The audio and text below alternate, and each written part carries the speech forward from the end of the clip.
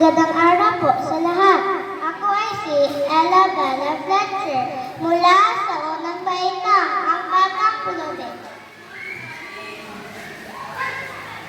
Palimos po, palimos po, maawa na po kayo sa akin. 3 araw na po akong hindi kumakain. Palimos po. Palimos po. Yan ang aking hanap buhay. Humihingi ng limos sa mga taong dumaraan sapagkat ang akin na ay isang nabandara sa isang malaking bahay. At kami ay nakatira sa isang maliit na dampa. Isang araw, narinig ko ang akin na ay sumisigaw ng malakas. Huwag po,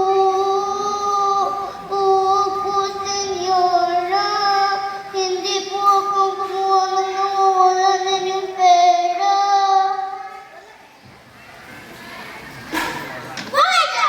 Ilabas mo ang babae ko sa pamamahay ko!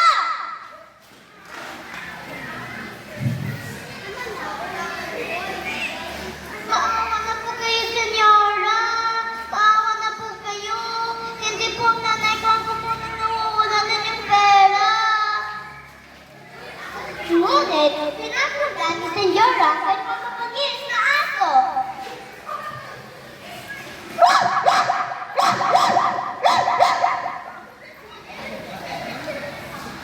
At hinabol siya ng mapapagis na aso ni senyora. Kaya, dinanap ang akin na sa aming kunting bangka. Diyan ka po muna, inay. Maghingi muna ako ng kunting tulong agad at gamot niyo. Tuk, tuk, tuk.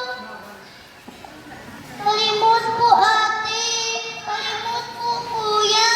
Maawa na po kayo sa akin.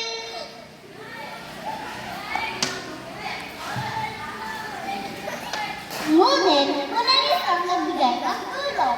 Pag-uwi ko sa aming bahay, inay, asan na po kayo?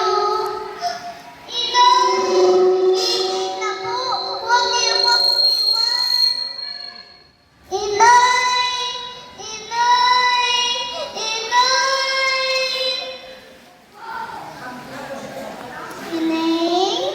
Ineng, narito ang kunting pera.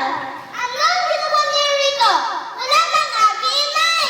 Malis kayo rito! Hindi ko kayo kailangan! Lahat! Lahat! Lahat!